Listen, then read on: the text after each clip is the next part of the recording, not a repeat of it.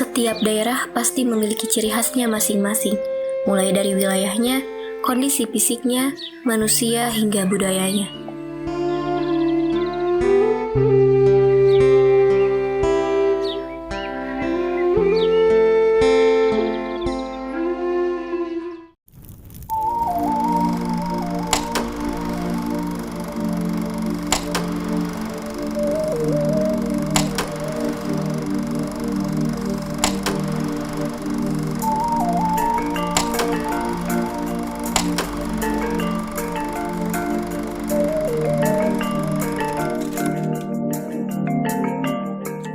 Pada kali ini, praktik kuliah lapangan pendidikan geografi angkatan 2021 dilaksanakan di wilayah Dieng. Selamat datang di dataran tinggi yang menyimpan sejuta pesona, tempat di mana alam dan budaya berpadu harmonis. Inilah Dieng, sebuah kawasan di Jawa Tengah yang dikenal sebagai negeri di atas awan. Dieng adalah surga tersembunyi yang terletak pada ketinggian lebih dari 2000 meter di atas permukaan laut. Dikelilingi oleh pebukitan hijau, danau-danau yang memikat, serta kawah vulkanik yang aktif. Perjalanan dimulai dari Universitas Siliwangi Tasikmalaya. Memerlukan waktu sekitar 7 jam perjalanan untuk sampai di Dieng. Sebelum sampai ke lokasi, kami terlebih dahulu mengunjungi Waduk Merica. Waduk Merica merupakan bendungan yang membentuk waduk yang sangat luas, hingga menenggelamkan 32 desa di 7 kecamatan yang ada di sekitar aliran Sungai Serayu, Banjarnegara. Waduk ini difungsikan sebagai sarana pembangkit listrik tenaga air yang melayani area Jawa dan Bali. Selain itu, berfungsi juga sebagai aliran air irigasi yang akan menuju sawah di wilayah Banjarnegara. Dan juga, Waduk Merica ini digunakan sebagai destinasi wisata. Namun, kondisi Waduk Merica pada saat ini memprihatinkan karena terjadi sedimentasi serta banyaknya sampah dan eceng gondok yang menyebabkan usia waduk tinggal menyisakan 2 atau 3 tahun lagi. Selanjutnya, perjalanan disambung sampai dengan Taman Rekreasi Kalianget dan dilanjutkan dengan menggunakan kendaraan shuttle minibus untuk sampai ke wilayah Dieng.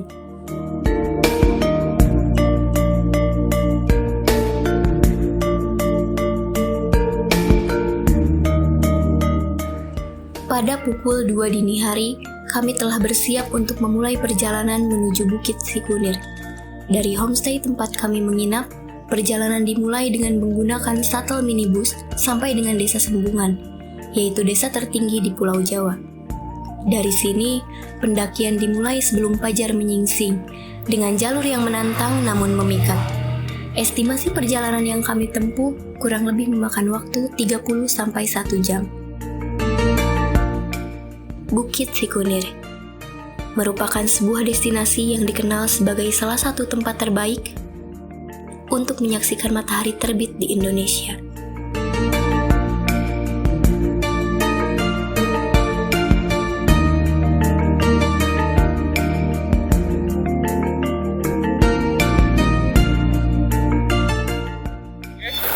Assalamualaikum warahmatullahi wabarakatuh. Selamat pagi. Kali ini kita akan ke salah satu objek wisata di Komplek Regional Dieng, yaitu Tuk Bimolukar. Nah, ini Tuk Bimolukar ini salah satu ya bisa peninggalan karena di sini ada Lingga Danyoni Mataram kuno. Ya, Tuk Bimolukar ini merupakan adalah hulu Sungai Kali Serayu. Nah, untuk lebih jelasnya mari kita ke lokasi.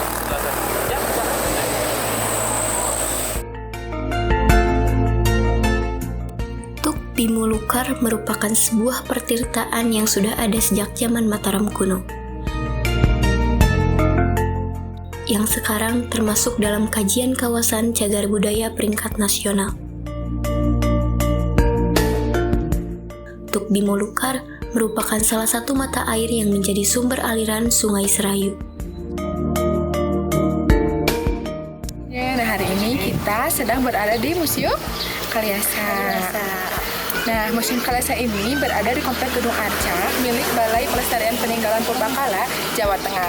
Nah, lokasinya itu berada di seberang Candi Gatotkaca, Dieng, Kecamatan Batur, Kabupaten Banjarnegara, Jawa Tengah. Biar lebih jelasnya, mari kita lihat. Ayo.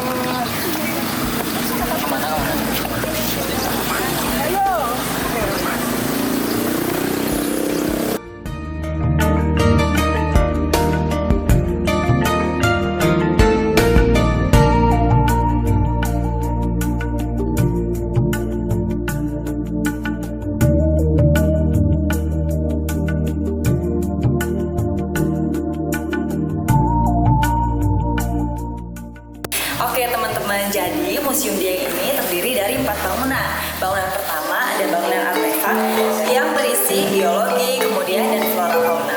Bangunan yang kedua yaitu benda-benda cagar alam. Cagar alam ini berisi kesenian masyarakat, kemudian pertanian, kemudian kepercayaan yang diyakini oleh masyarakat. Kemudian ada bangunan ketiga yaitu bangunan warisan arkeolog atau penemuan-penemuan dari zaman 7 sampai 8 Masehi.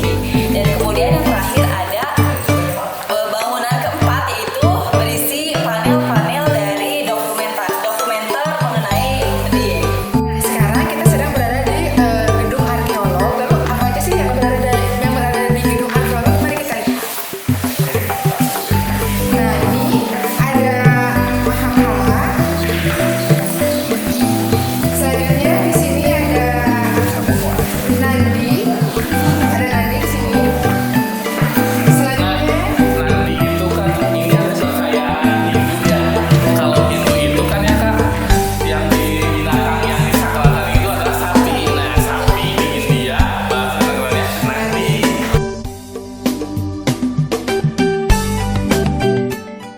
Di sini ada kala. Bisa dilihat di sini kala biasanya disimpan atau diletakkan di atas dari candi. Nah ini itu diletakkan di dalam candi agar penolak bala gitu atau kejahatan. Maka dari itu kala ini digambarkan dengan bentuk yang menyeramkan seperti ini. Nah, selanjutnya di sini ada arca singa. Arca singa ini digambarkan dalam posisi yang duduk ya, dengan tubuh yang gemuk dan pendek. Nah, pada bagian kepala di sini terdapat tonjolan yang diperkirakan berkaitan dengan tempat persinggahannya. Lalu arca singa ini digambarkan sebagai arca yang galak gitu ya, karena dan juga dipercaya sebagai pengusir mara bahaya seperti itu. Jadi selanjutnya teman-teman di sini bisa lihat di sini ada bagian dari pintu candi utama.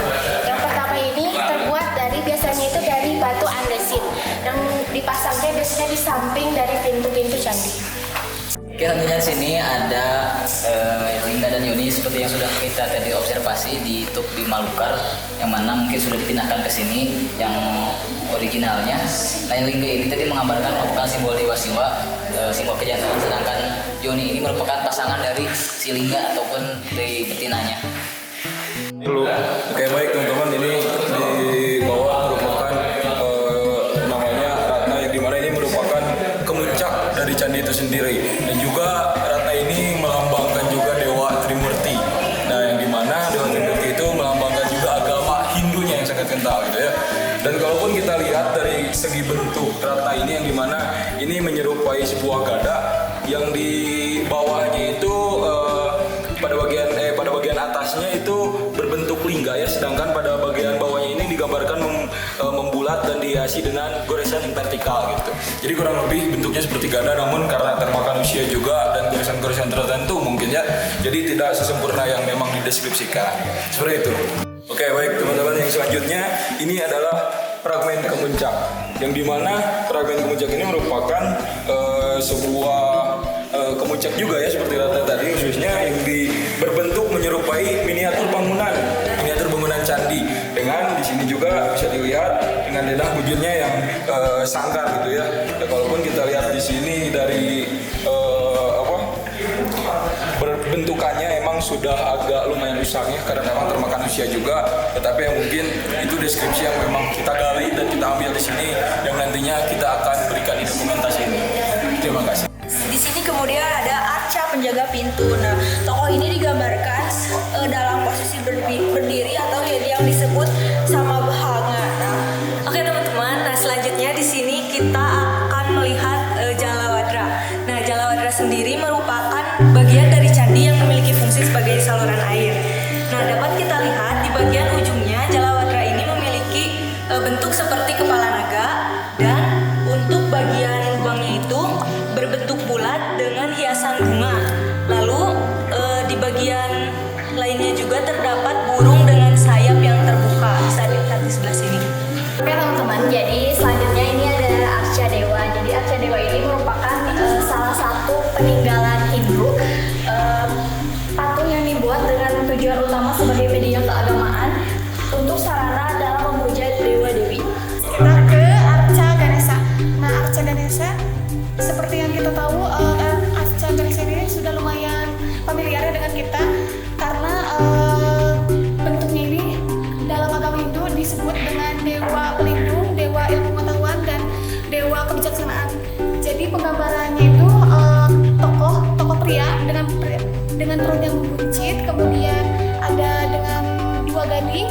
gading yang ada di kiri, dan tangan kirinya memegang gading, patahan gading, dan tangan kanannya memegang kendil.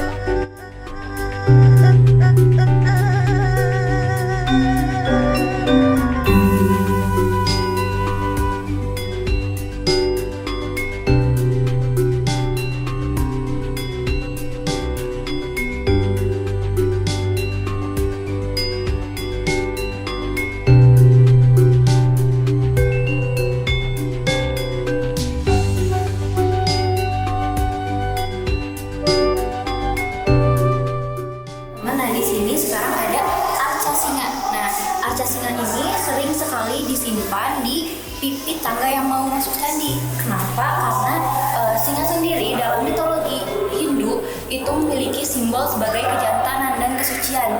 Otomatis, kenapa singa ini sering disimpan di pipit tangga candi itu dipercaya untuk menjaga kesucian dari si candi itu sendiri. Baik teman-teman sekalian, di sini kita akan membahas mengenai 7 unsur budaya. Nah, salah satunya di sini itu ada mengenai mata pencaharian dan peralatan atau sistem teknologi. Di sini kehidupan sehari-harinya itu masyarakat Dieng di sini itu menggunakan sarung. Dan itu juga di sini ada digambarkan berkalung sarung serta merokok. Nah, di sini itu ada gambaran dari kehidupan sehari warga Dieng yang sering melakukan aktivitasnya di dapur ataupun pawon. Mengapa demikian? Karena suhu udara di sini itu hangat. Nah, di sini ada pertanyaannya. Di sini itu ada kentang dan juga warga masyarakat Dieng juga sering menggunakan kayu bakar untuk memenuhi kebutuhan dapur. Nah, di sini ada perlengkapan pertanian nih. Di sini ada tank untuk menyemprotkan cairan untuk tanaman. Di sini ada sepatu bot, di sini ada buat penutup kepala dan ada sarung tangan juga. Oh, di sini juga ada caping, di sini juga ada topi untuk berladang atau bertani. Nah, di sini ada alat pertanian juga seperti cangkul, termos, arit, dan juga ada keranjang bambu. Selain itu juga di sini ada peralatan dapur dari tembaga seperti dandang, kenceng, dan ceret. Mungkin sekian, lanjut ke yang lainnya. Terima kasih. Oke, baik teman-teman. Sekarang kita di sini melihat di Museum Kailasa ini ada terpampang juga di sini yang disebut dengan kuda kepang, atau di dalam deskripsi juga yang tercantum di bawah ini ya, namanya jaran kepang, yang dimana ini tuh merupakan tarian khas daerah sini gitu ya. Yang dimana di sini juga ada yang memang berbentuk macan dan juga ada yang berbentuk jaranan atau kuda gitu ya. Kenapa disebut jaranan kepang itu tadi? Jaranan itu kuda gitu ya. Nah, lalu untuk dari kedua hal ini gitu ya, yang dimana ini tuh merupakan sebuah budayaan yang ada di sini. Masyarakat kawasan Dieng yang menjadi negara pada umumnya mengembangkan kesenian ini tradisional yang baik digunakan sebagai hiburan ataupun upacara-upacara ritual yang ada di daerah sini. Karena memang yang perlu kita tahu lebih intinya terkait di masyarakat Dieng ini memang kental kan budayanya gitu ya, walaupun memang sedangkal pengetahuan saya hanya itu ya sudah memang mayoritas sudah agama muslim di sini, cuman ada akulturasi budaya di sini yang memang masih memegang budaya-budaya terdahulu ini, dan ini salah satunya. Selanjutnya, selain ada kuda kepang, di sini kita bisa melihat kesenian lain yang ini ada tari topeng. Nah, tari topeng sendiri merupakan tari yang dipentaskan pada acara-acara tertentu maupun upacara ritual. Nah, dengan mengenakan topeng, para pemain ini membawakan cerita panji. Nah, untuk topeng-topengnya sendiri bisa kita lihat di sini ada 4 topeng yang dimuseumkan. Yang pertama ada Panji Asmoro Bangun. Selanjutnya ada topeng yang dipakai untuk pemeran Dewi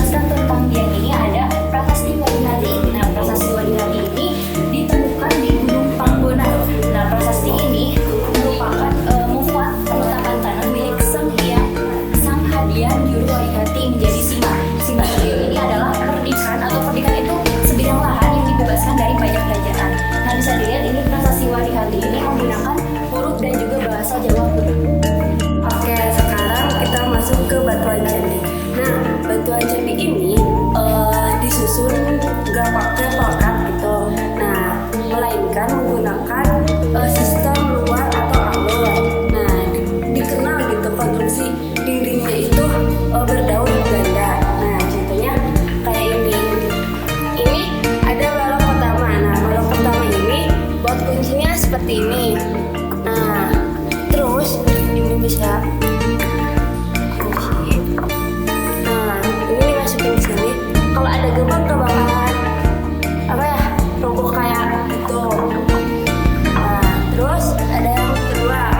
Yang kedua juga sama kayak yang pertama. Ini ada misalkan si ceweknya sama si cowoknya bisa diginiin, nggak bakalan tergeser buat. Terus yang ketiga sama juga, cuma bentuknya berbeda-beda. Begini juga.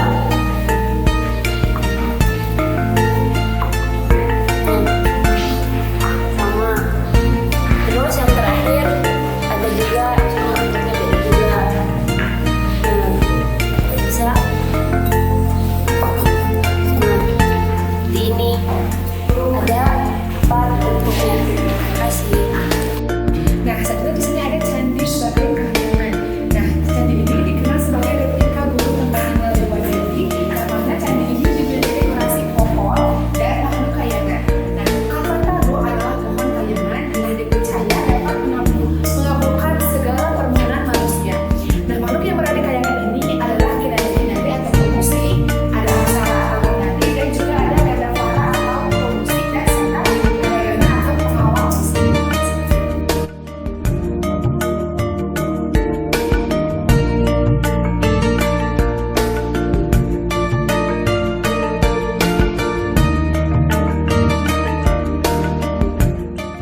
Nah, teman-teman, kita semua sekarang udah ada di Candi Bima.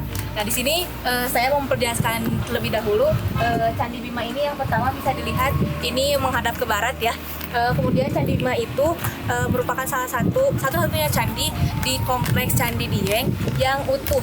Nah, kenapa? Karena pada zaman dahulu itu banyak masyarakat yang berdoa dan juga masuk untuk memberikan sesajen, dan mereka percaya bahwa jika mereka berdoa di Candi Bima, mereka akan diberikan petunjuk dalam kehidupan.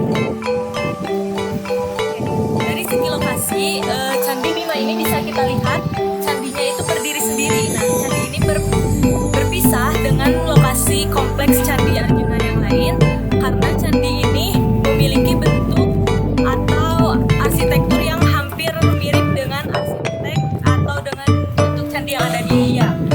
Oleh karena itu, candi ini berdiri sendiri. Dan untuk tingginya sendiri, Candi Bima ini memiliki tinggi sekitar 8 meter dengan luas 6x6. Teman-teman bisa dilihat di sini terdapat seperti vandalisme ya, hasil dari masyarakat yang mungkin tidak bertanggung jawab. Jadi di sini arsitekturnya mungkin agak rusak gitu ya. Kemudian Candi Bima ini juga salah satu candi yang masih bertahan baik karena dijaga arsitekturnya oleh Raffles waktu itu pada tahun 1815. Oke, untuk Candi Bima sendiri terdapat 2 perpaduan arsitek yang sama dengan candi di India. Nah, yang pertama itu ada gaya dari India Utara. Nah, bisa kita lihat bentuk candinya itu berbentuk seperti menara tinggi atau segala, dan berbentuk seperti tengkuk yang ditampilkan pada bagian atapnya. Lalu untuk bagian gaya India Barat ditunjukkan dengan adanya atap-atap bertingkat dengan menara-menara sudut dan relung-relung yang melengkung dengan kepala dewa di dalamnya atau dikenal sebagai Agama. Halo teman-teman, sekarang kita lagi ada di Batu Pandang Marataban Angin. Pada zaman dahulu terdapat sepasang suami istri atau pangeran dan juga sang putri. Nah, perjalanan hubungan mereka itu sangat harmonis, namun seiring berjalannya waktu hubungan mereka renggang karena sang putri ini diduga menjalin hubungan gelap dengan seorang laki-laki. Nah, ternyata laki-laki tersebut memang sangat berpengaruh di wilayah tersebut. Nah, pada suatu hari sang pangeran ini menemui sang putri sedang melakukan hubungan di atas telaga warna ini. Nah, hubungan tersebut diketahui oleh sang pangeran. Lalu sang pangeran ini murka. Lalu sang putri ini berniat untuk membunuh sang pangeran karena dia merasa ketakutan karena telah diketahui oleh suaminya sendiri gitu. Nah, tapi karena sang pangeran ini mempunyai bisa dibilang jurus ataupun kekuatan, si pangeran ini tuh mengubah atau mengutuk si putri dan juga sang selingkuhannya ini menjadi dua buah batu.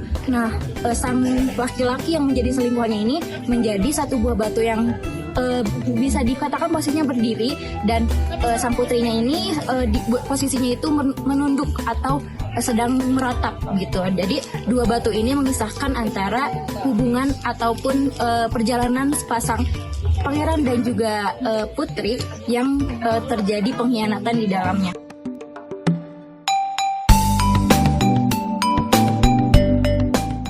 Ya, kami kita ada berada di Telaga Warna. Nah, kenapa sih kenapa disebut Telaga Warna? Ada yang tahu kenapa disebut Telaga Warna? Airnya berwarna. Nah, bisa juga ya. Nah, karena Kenapa itu teh Bu? Kenapa Bu? ya karena keunikan fenomena alam yang terjadi di tempat ini tuh warna airnya itu berwarna-warni gitu ya. Terus telaga tersebut juga sering berubah-ubah warnanya tuh. Terus si warnanya teh ada yang hijau, terus sering berwarna seperti pelangi-pelangi kayak gitu. Nah, fenomena ini juga terjadi karena air telaga itu mengandung sulfur yang cukup tinggi gitu ya. Nah, karena sehingga saat sinar matahari mengenainya, maka warna telaga tersebut itu akan berubah-berubah gitu. Nah, terus menurut cerita rakyat, masyarakat juga mempercayai bahwa asal mula dari Telaga Warna ini katanya ada seorang ratu dan putri yang sedang mandi gitu. Terus ketika selendang dan selempangnya itu digantungkan ke pohon, nah si selempang itu katanya tertiup angin terus kesini ininya. Selain dari cerita dari Telaga Warna ini, dari sulfur yang bisa mengakibatkan Telaga Warna itu berubah-ubah warna.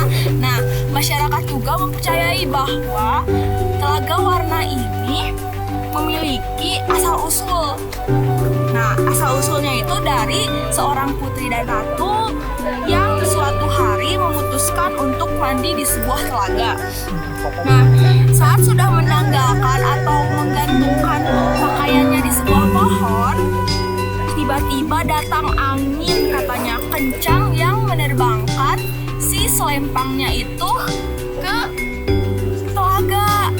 Terus kemudian warna air telaga menjadi sesuai dengan warna pakaian yang dikenakan ketika si ratu sama si putrinya itu mandi di telaga, katanya kayak gitu. Terus juga ada dari sebuah cincin bangsawan yang jatuh ke dalam telaga, karena cincin yang jatuh itu dianggap sangat sakti. Maka dari itu membuat warna air telaga dapat berubah warna. Telaga Warna juga memiliki ketinggian 5.000 meter. Nah, di atas permukaan laut. Nah, dia juga memiliki luas sekitar 40 hektar. Nah, Telaga Warna itu juga dikelilingi oleh bukit tinggi yang menambah pesona keindahan alam sekitar Telaga Warna ini. Halo teman-teman, sekarang kita berada di antara Telaga Warna dan Telaga Pengilauan. Nah, di sini ada situs batu tulis. Nah, situs batu tulis ini tuh merupakan batu terbesar yang ada di pulau ini. Pada zaman dulu di sini tuh semua masyarakatnya mayoritas Jawa Hindu. Jadi menggunakan upacara-upacara ataupun ritual yang dari Hindu. Termasuk ada Arca Majapahit Gajah Mada ini. Kita sekarang berada pada tempat yang bernama Gua Jaran. Nah, Gua Jaran ini dalam bahasa Indonesia jaran yang berarti kuda. legendanya konon pada zaman dahulu kala menjadi tempat betapa seorang resi yang bernama Kendali Seto. Kemudian legendanya di sini menceritakan bahwa pada suatu ketika turun hujan yang sangat lebat atau yang sangat deras, seekor kuda betina kebingungan untuk mencari tempat berteduh atau tempat untuk beristirahat dari hujan deras. Lalu kuda tersebut menemukan lubang tersebut ada di belakang ini. Nah, yang anehnya pada keesokan harinya ketika kuda tersebut keluar, kuda tersebut dalam keadaan bunting atau hamil. Mungkin itu aja legenda yang ada di sini. Kita kembali ke tempat yang lain.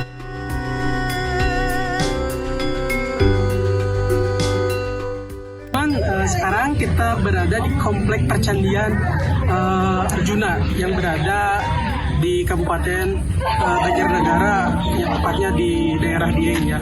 Di belakang saya ini terdapat Candi Arjuna yang merupakan candi tertua yang ada di deretan percandian Arjuna di sini.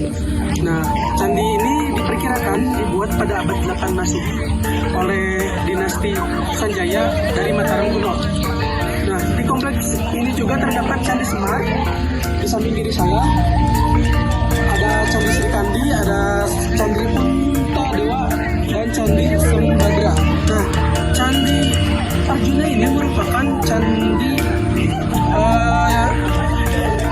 berada pada barisan yang paling utara di antara deretan candi yang ada di sini. Sementara ada di sini Candi Semar merupakan pelengkap dari Candi Arjuna tersebut. Letak mereka berdua itu saling berhadapan karena memang saling melengkapi. Seperti pada umumnya, candi-candi di Dieng oleh masyarakat sekitar diberi nama tokoh Mahabharata sebagai nama candi yang ada di sini. Selain itu, di sini juga merupakan sebagai tempat tuan rumah ya, Dieng Kultur Festival yang mungkin menurut masyarakat sekitar akan dilaksanakan pada tahun ini sekitar bulan Agustus.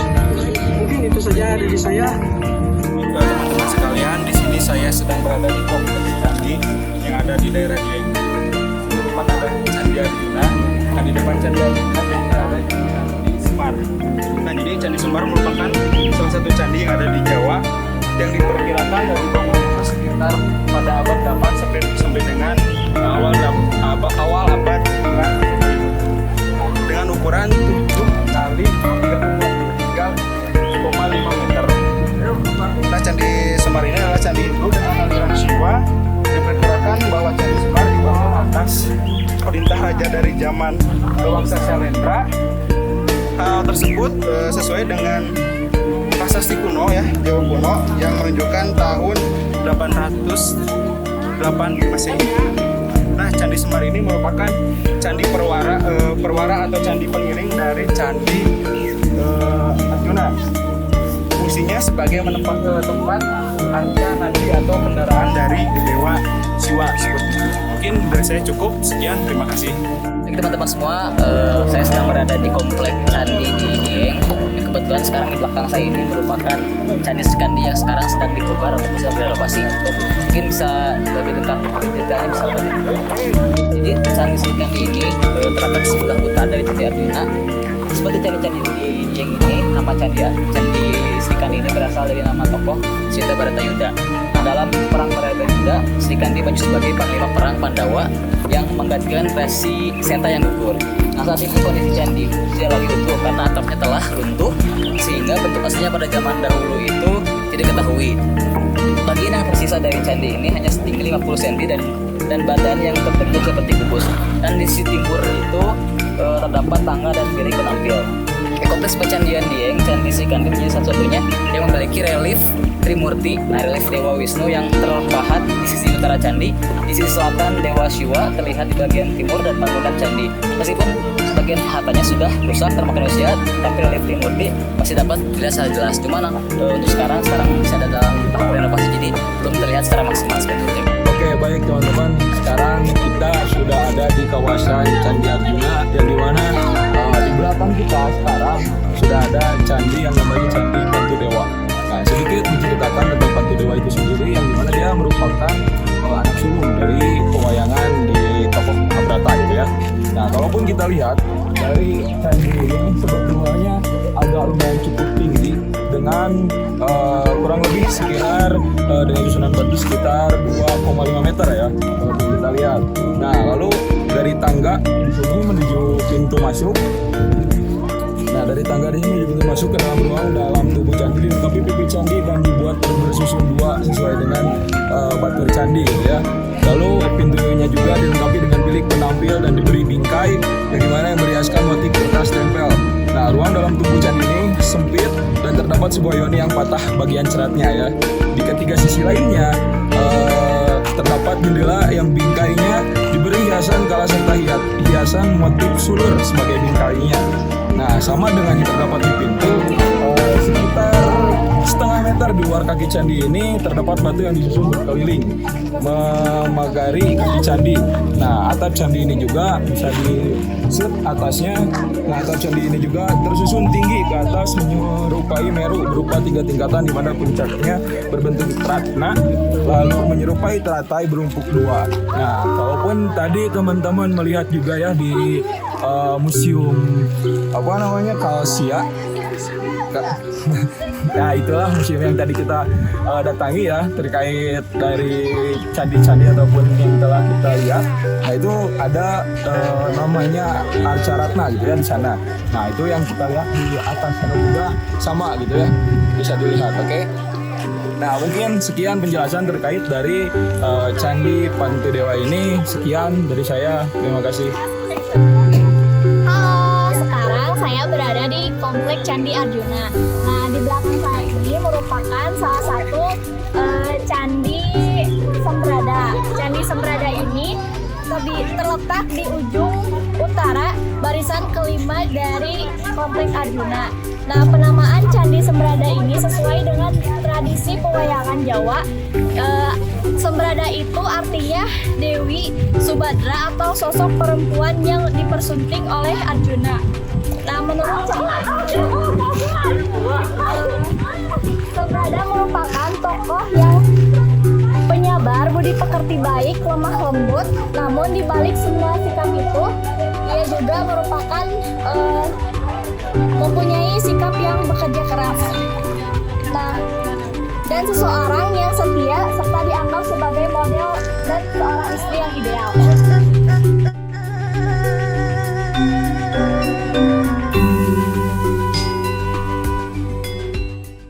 Oke teman-teman, saya berada di sekitaran kawasan pasar area Kawasi Kidang ya. Di sini saya mau mencoba wawancara mengenai kondisi kearifan lokal dan kebiasaan masyarakat di sini gitu. Langsung saja saya mau wawancara gitu, bertanya dengan Ibu siapa? Royati. Ibu Rahmi. Oke Ibu, berarti mengenai kondisi pedagang di sini memang sudah terbiasa ya gitu mengenai asap dari kawah belerang dari Kawasi Kidang tersebut. Oke, gitu. Terus ini Bu, saya lihat di sini ada sabun gitu. Berarti sabun ini ya tergolong aman ya. Kalau sabun ya memang berarti ada manfaat gitu. Ya. Kira-kira manfaatnya apa aja sih gitu? Ya, itu buat katel-katel, jerawat, ya kurap, oh di sini Ya. alergi gitu. Terus dipakainya berapa kali sehari atau gimana gitu? ya 3 hari. 3 hari. Ya sekali, ya setiap hari pakai. Kalau setiap hari Ya. pakai sampai habis. Iya. Kalau ini harga 20. 20. Iya. Kalau yang serbuknya gitu? Ya ini 10.000. Iya mah. Ya. 25 kilo, Paling 15 ini berkaitan belerang. Yang ngambil kesannya siapa gitu? Orang-orang yang ngambilnya gitu. Orang ada yang ambil. Ada pegawainya gitu. Iya ada. Kalau kita yang ambil kan nggak boleh.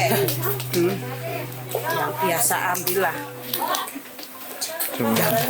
Bu, sama mau nanya juga Bu terkait ini. Ini kan dari belerang ya? Iya.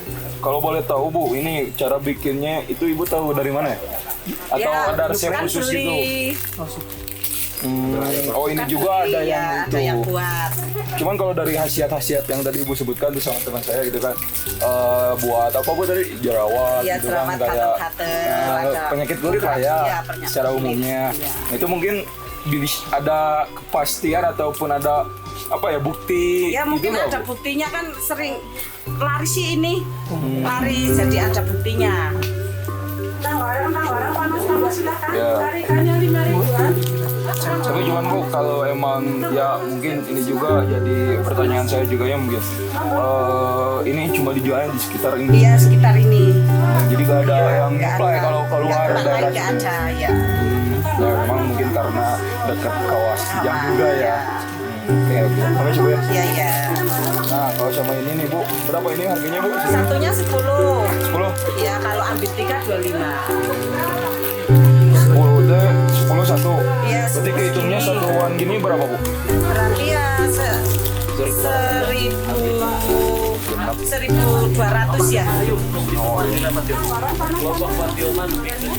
Ini jadi ciri khas di daerah dia. Iya. Kalau ini Bu, tahu nggak selain daripada itu apa?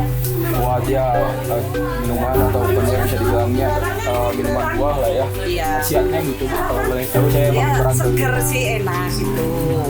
Buat kesehatan gimana Bu, ada nggak? Ya kesehatan ya ada. Seperti apa Bu? Ya, Kayak pokoknya seger aja gitu. Buat kesehatan ya mungkin stamina ada ya. mungkin ya, stamina ya.